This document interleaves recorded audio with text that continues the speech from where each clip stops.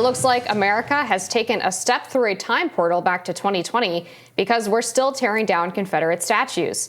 As NBC News reports, a memorial statue in Arlington National Cemetery that some Republicans say represents unity and reconciliation in the aftermath of the Civil War. The monument features a bronze woman wearing olive leaves and holding a laurel wreath alongside a plow stock and a pruning hook. At the base of the monument, there's an inscription that says, "They have beat their swords into plowshares and their spears into pruning hooks." Here's some footage of the statue being torn down. The monument also includes a black woman depicted as a mammy holding what appears to be the child of a white officer alongside slaves following his master into battle. Congressional Republicans have claimed that the decision to remove the monument is iconoclasm and that the Department of Defense that ordered this removal is overstepping its bounds. So I'll admit up front that I don't particularly care, I think, if they decide to take down this statue. I don't think it's necessary to do it. And this is a little bit different than having, like, I don't know, a building named after Robert E. Lee or something, or a statue to him, although I'm not sure they should. Museums are fine. This is a graveyard, so it's like there are Confederate soldiers buried there. We're not like, what's next? Are they going to like dig up all the Confederate soldiers and toss them in the river? That would seem disrespectful to the dead, and maybe this is in keeping with that. But I suspect you have stronger views on the subject than I do. Yeah, I mean, I would just start with the fact that what we were told would happen to so many of these Confederate memorials was a lie. The statue of Robert E. Lee that was recently torn down in Charlottesville was secretly smelted, Yes. But not so secretly because the Washington Post got to be there to record the whole process. So these things are not going into museums, they're actually being destroyed. And not only are these, many of them, commemorations of the reconciliation and unification of the country after the Civil War, but they're also pieces of art. Mm-hmm. And so to destroy them, I think, is a huge disservice to our country. This particular memorial is interesting, just in terms of the history of it, because Confederate soldiers were not originally buried at Arlington National Cemetery, and the ones who were buried around this monument were actually moved there in the late 1800s, early 1900s, I believe, as a further move towards the reconciliation of the country and an acknowledgement that we were supposed to come together. This was in keeping with the ideas of General Grant, as well as President Lincoln, who desperately wanted to come together with the Confederate soldiers that had surrendered.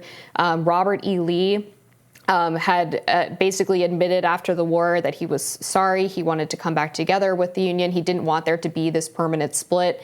Lincoln essentially pardoned him for his role in the Civil War. And so for us to go back now in 2023 and say that those leaders who were fighting on behalf of the Union had that wrong, I think is incredibly misguided. It's also important to point out that this particular memorial is not just a piece of art, it's actually a grave marker for the artist as well. So they're taking down basically someone's headstone. Mm-hmm. Yeah, what they did with the Robert E. Lee statue was crazy to me. This video footage, you can find it online because it was covered by the Washington Post, where they melted. I think they're creating a different work of art around it. But it's actually like kind of scary to what, like, the face melts, and it's like they have to throw the ring into Mount Doom or something. They're almost giving it more of a dark power by acting as creepy. If the statue itself is some kind of psychic wound or something like that. It was very strange.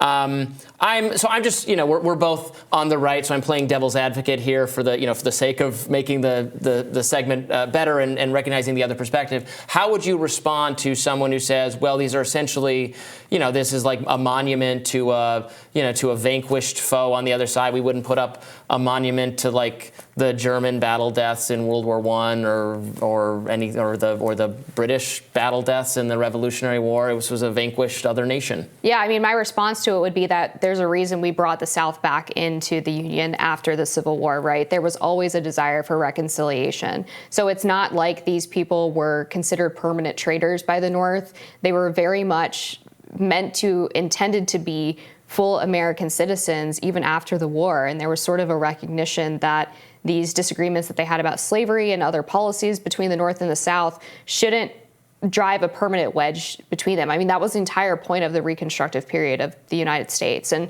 I've seen some people on the left argue that this memorial in itself symbolizes like Jim Crow. This was built in 1914. I think that's kind of important to point out. It's not like this was erected in the middle of the war or at the end of the war. It took some time for this particular piece by a famous Jewish sculptor, actually, right? Moses Ezekiel was a well-known artist of the 19th century who, because of his support for the Confederacy, has been a controversial figure.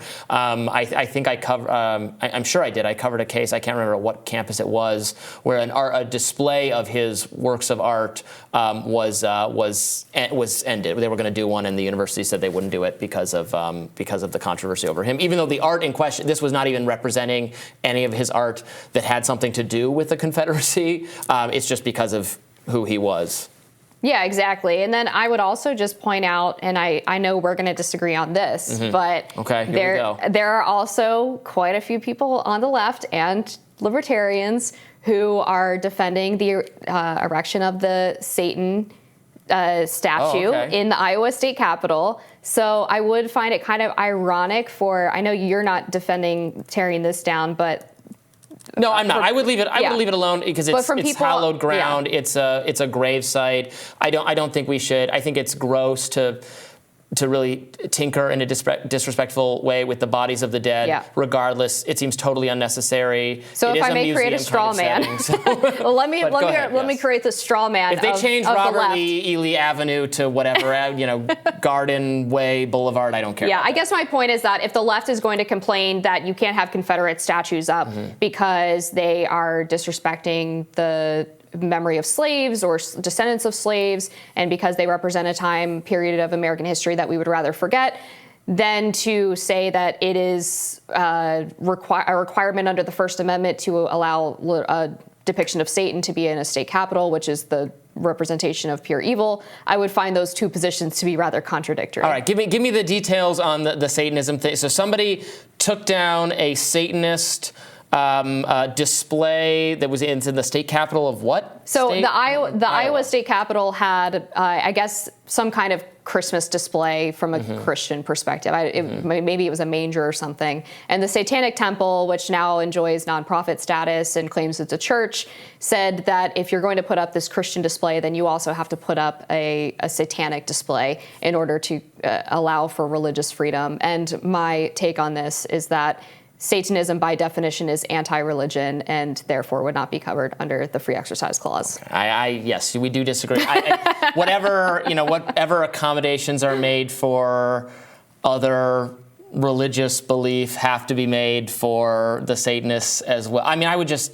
Does the state capitol, if they allow a display that is religious at all, right? They probably have to allow that. What if they just stick to Santa and wreaths and Christmas trees? That's not religious. I guess that's right. I don't know. I would never object to a Jewish display, a Islamic display, but the Satanic Temple has been very clear about their beliefs, and to me, they're not religious, like almost obviously so. They don't even believe that Satan is real. They believe he's a literary figure who represents individual freedom. So the idea that this would deserve religious expression protections on the same level as a theistic religion, for example, I think is absurd. Okay, so you're going to be there taking down the Satanist. Oh yeah, I'll behead him. The left is going to be there taking down the Hanukkah display. Yeah. The pro-Israel people are going to be yanking the Muslim head garb off the Muslim person there. Well, you know what? I will behead the Satan, and then I'll take the Satan head over to the Reconciliation Memorial, and that will be my protest. Okay. I'll hold it up like Kathy Griffin held up Trump's head. All right. This was very enjoyable. More Rising right after this.